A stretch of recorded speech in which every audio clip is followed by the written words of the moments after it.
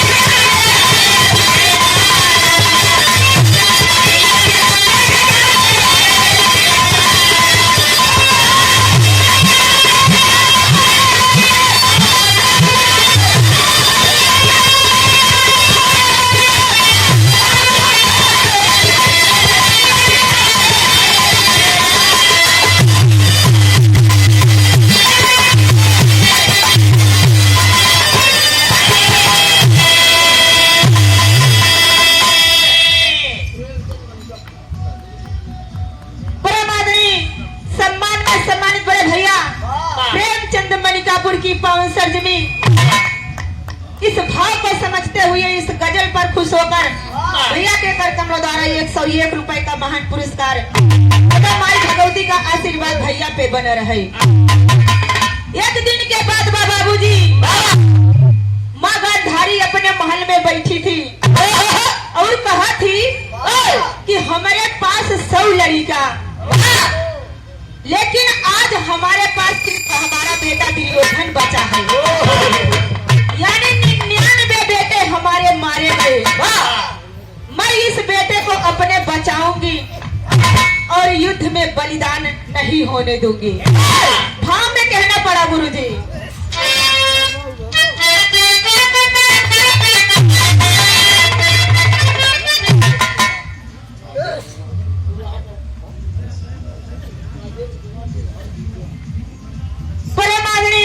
परम श्रद्धेय परम सम्मानित भैया, इस महफिल के बाद दूल्हे राजा के प्यारे जीजा जी काफी सारी खुदाई एक तरफ और जोरू का भाई एक तरफ, यानी जीजा और साले का संबंध बहुत अच्छा होता बाबूजी।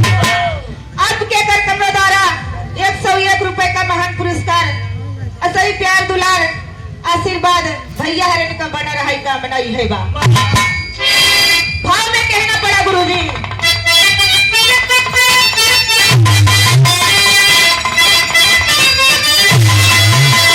कि बचाए तो फूल गुलशन अरे बचाए तो फूल गुलशन मैं न खो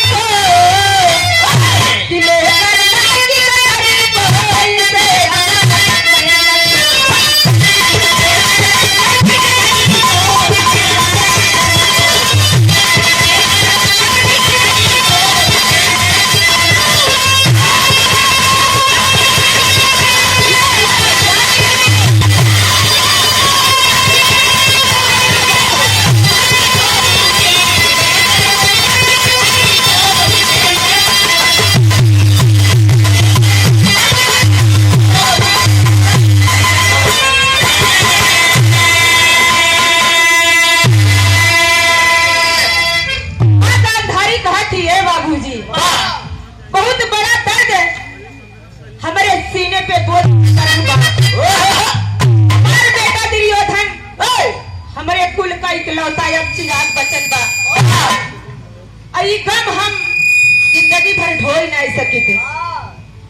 एक दिन गांधारी अपने बेटा दुर्योधन को बुलाई के बाबा अपने पास बैठा हुआ थी और कहा थी गजब के लाइन में गुरुजी।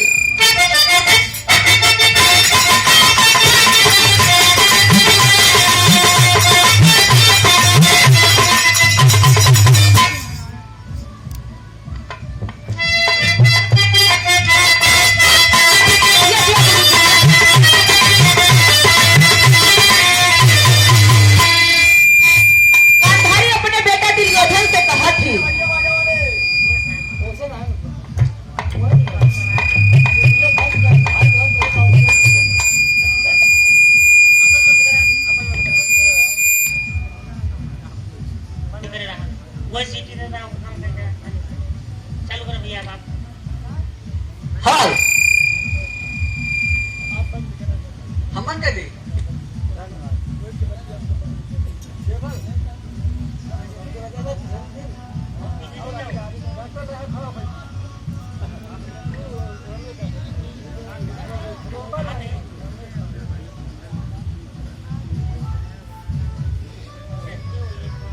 हेलो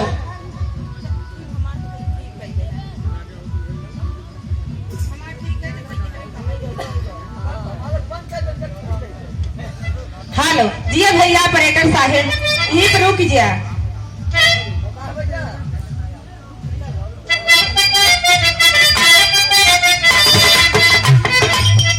गांधारी अपने बेटे दुर्योधन को समझाते हुए कहे कि अच्छा पिता तुम्हारे पद से बजाना पाई।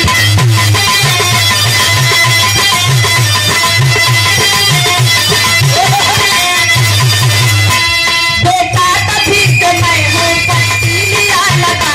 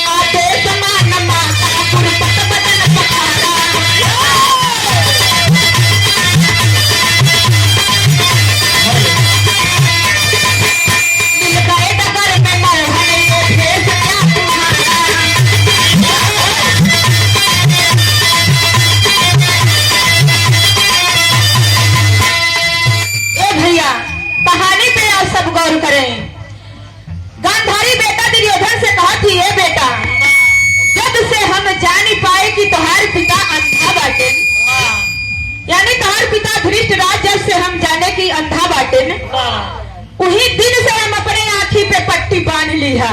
और सुना बेटवा, हम अपन पट्टी हटाई के तोहका देखे चाहिए थे। और तू जा व्यास सरोवर में नंगे बदन नहाई के हमरे सामने आई जा, और हम अपन पट्टी हटाई के तोहका देख ले, तुम्हार शरीरिया एकदम बज्जर के समान हो जाए। अपना माई का लाल तोहका जंग में हराई नहीं सकत। दुर्योधन अपने माई के बात मानी के बाबूजी व्यास सरोवर में चल दिए नहाने के लिए। और नहाए वहाई के जब लौटत है एकदम नंगा बदन हो के नंगा धड़ंगा। कन्हैया रास्ते में भेटाई गए। कन्हैया कहा थी, अरे भैया दुर्योधन, अरे राजू ये कौन भेष है तोहार? कहन सुना कन्हैया, हमरे माई के आदेश बा कि तू नंगा बदन हमरे सामने आओ और हम पट्टी हटाई के तोहका देखी। कन्हैया कहन दाल में जरूर कुछ काला बा। कन्हैया कहन दस तोहार भलो है। अरे एकदम जवान हट्टा कट्टा मगरूर मनई तू, ऐसे अपने माई के सामने राजू नंगा धड़ंगा जावत तोरे शरम उरम बा कि नहीं? दुर्योधन कहा तो बा बतिया तो सही न। कन्हैया कहा कहे अब का करी, हम सारा कपड़वा वही छोड़ के चला आए।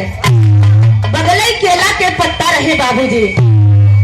भैया अपन दिमाग लगाए दहन।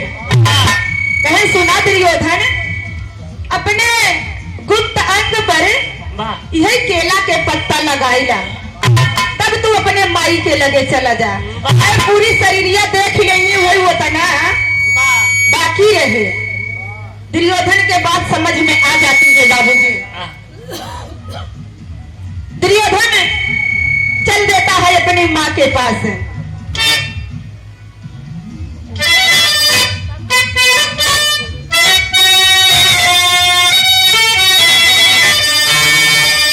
ए बाबूजी, जब दुर्योधन अपनी माँ के पास पहुंचता है, जब देखा थी नी माँ गांधारी कहीं, अरे बेटवा हम तो तोहका कहे नंगा धड़ंगा आवे। अरे हम अपन जब ई पट्टी हटाई के तोहार शरीर पूरा देखी तो बज्जर के समान हो जात।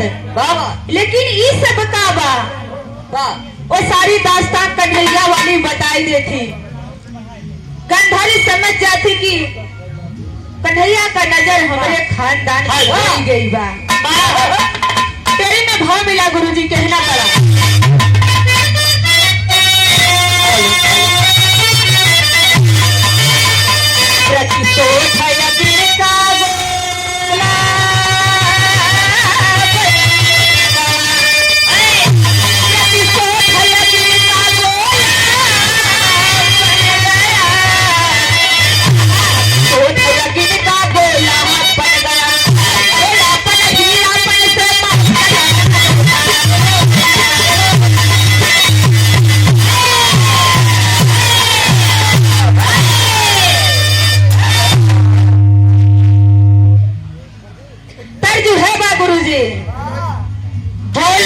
बोला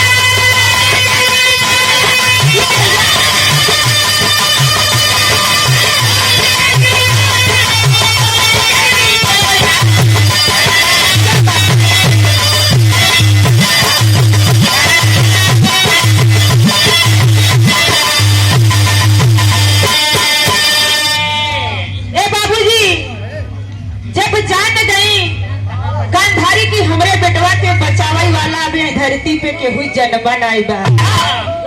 तब धृतराज कहा थी एक उपाय हमरे पास बा। हाँ मैं कहना पड़ा गुरुजी।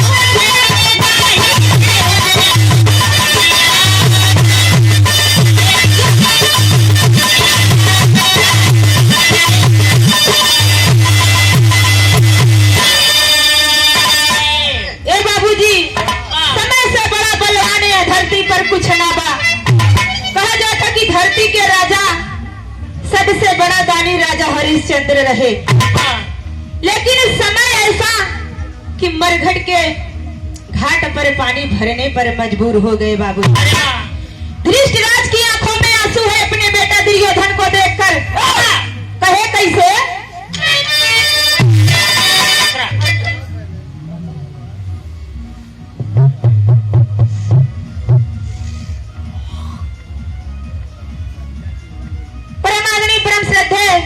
आप भाई लाल बिंद जी बाभनपुर की पावन सरजमी प्रेमानंदी खलीफा यानी गुरुजी के प्यारे जीजा जी, आपके कर कमलों द्वारा 51 रुपए का महान पुरस्कार, आप सबका प्यार दुलार आशीर्वाद बना रहा है, कामना ही है बा। अंतरे में गुरुजी कहना पड़ा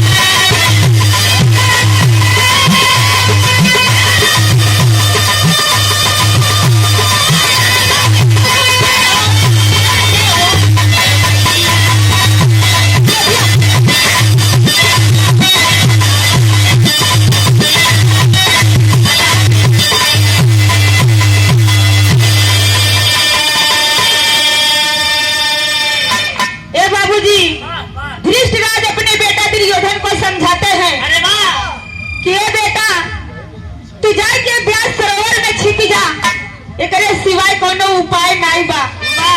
दुर्योधन अपने पिता की बात मानकर व्यास सरोवर में छिपने के लिए चला जाता है बाबू। और जाता है कैसे?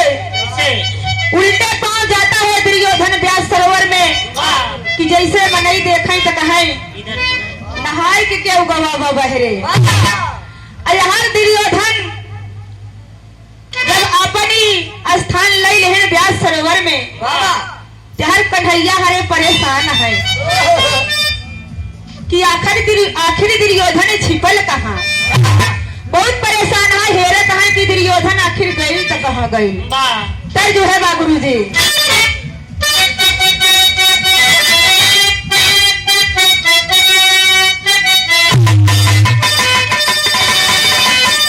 कि अरे छोड़ी गई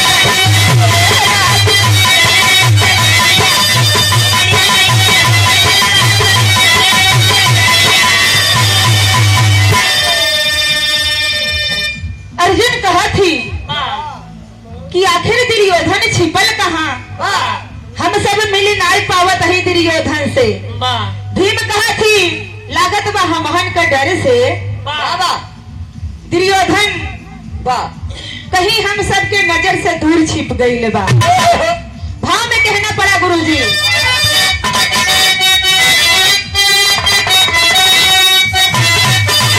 अरे तेरा आई गई ले रे आज पापी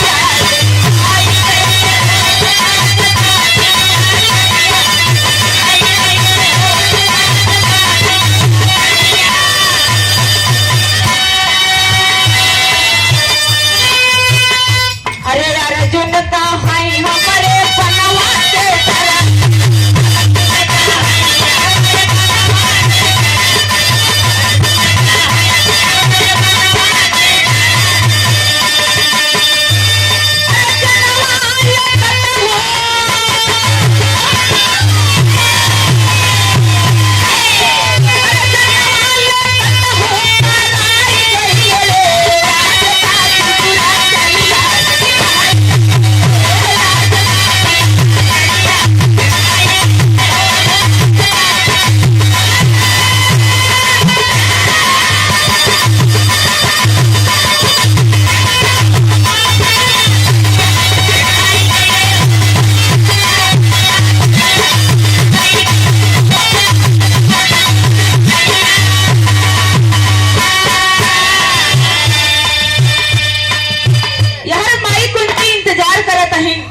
कि हमार बेटा पांचों पांडव दुर्योधन का वध करके जरूर आई हैं। जब वो सबे घरे लौटत है तब माई कहता ये भैया के मारे से दुर्योधन के हो अर्जुन तू मारा कि भीम मारे।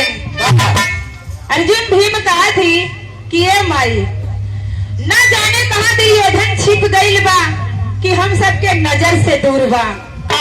लागत बा हमारे बाड़न के डर से दुर्योधन के हालत खराब बा। आपस में यह सब बात करत है तर जो है मिला गुरुजी।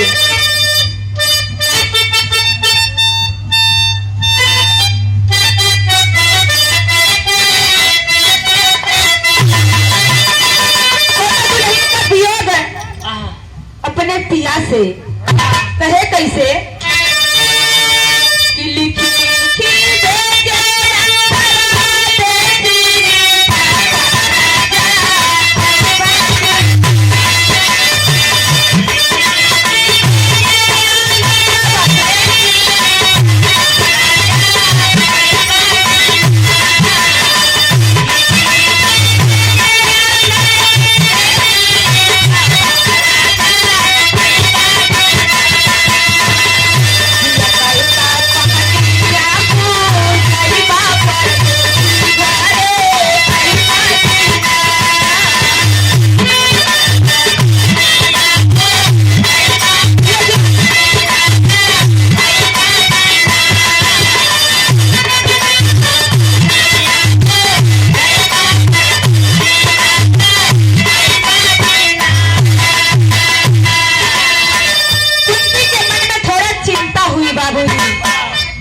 कि दुर्योधन अगर जियत बा यह धरती पे तो कोनो न कोनो रचना जरूर करत होई। कन्हैया कहे देखा घरे में बैठे से बात न बने। अगर ये धरती बात दुर्योधन जियत जरूर बा। कन्हैया चल दी है कहीं चला पांचों पांडव को ले जाए के चल दिए बाबूजी। रास्ते में जंगल का शिकारी मिलता है कन्हैया को। कन्हैया शिकारी से पूछते हैं और कहते हैं क्या गुरुजी।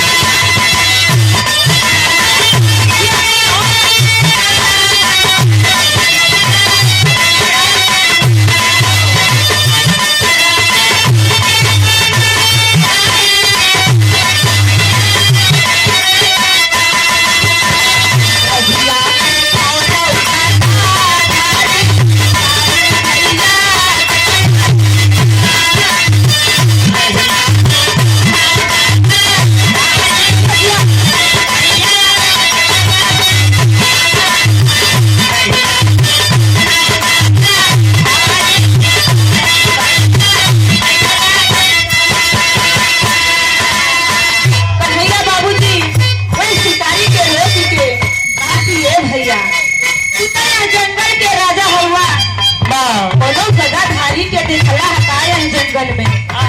शिकारी कहा था हाँ, देखे तो ये व्यास सरोवर की तरफ जाते हुए देखा। उसी पद चिन्ह के निशान पर बाबूजी हेलो कन्हैया और पांचों पांडव व्यास सरोवर तक पहुंच गए बाबूजी।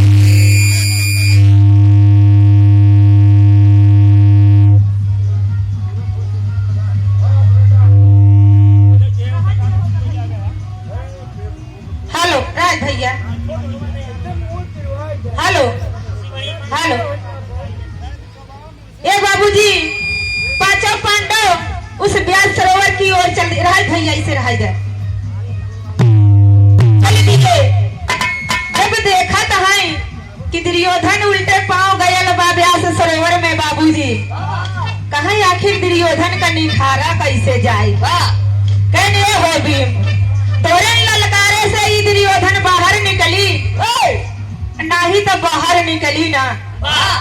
दुर्योधन भीम गदा उठाई के कान्हे पे दुर्योधन का ललकारा है कि ओथा पानी में व्यास सरोवर में छिपे से काम न चली। असिल माई का बेटवा है तो बाहर निकला। भाव में कहना पड़ा गुरुजी, तर्ज है बा मास्टर।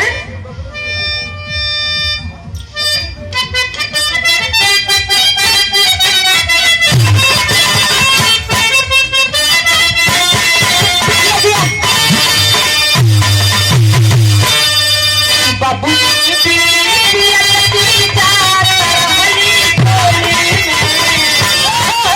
कि बाबू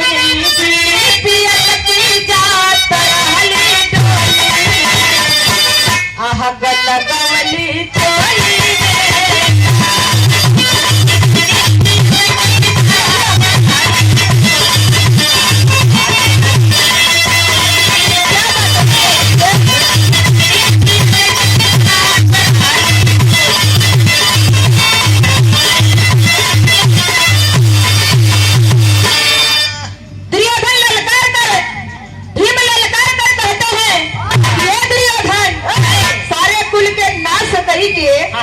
अपन जियरा लेके कहाँ छिपाल बाटा।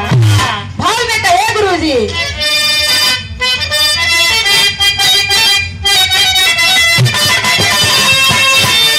किसे की कहाँ भुलाए लगा पला जाके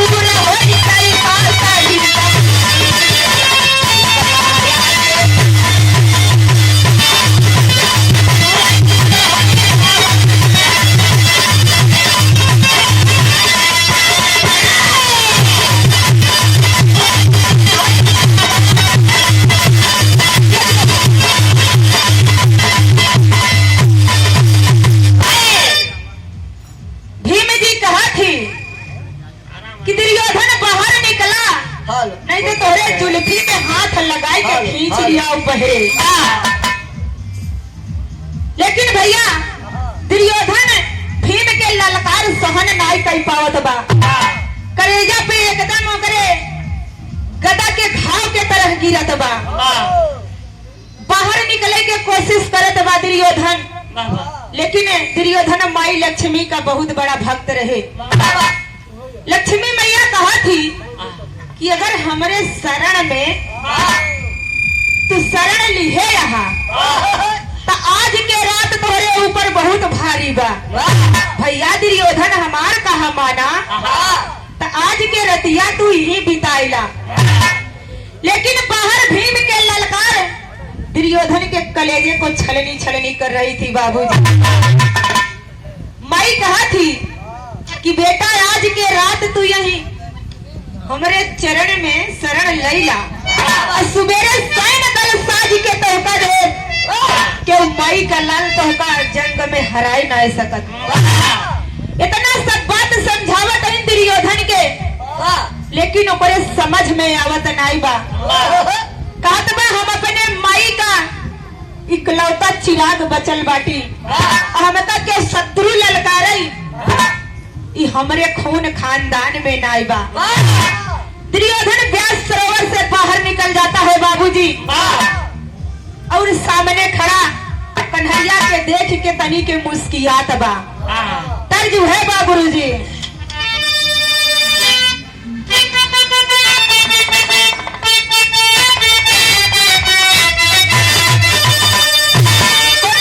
अपने पिया से अपन वियोग बतावत बा कि ये हो राजा, अरे गवना कराई के मुंबई शहर में छाए बाटा, हमारे ख्याल करा। दुल्हनिया कहे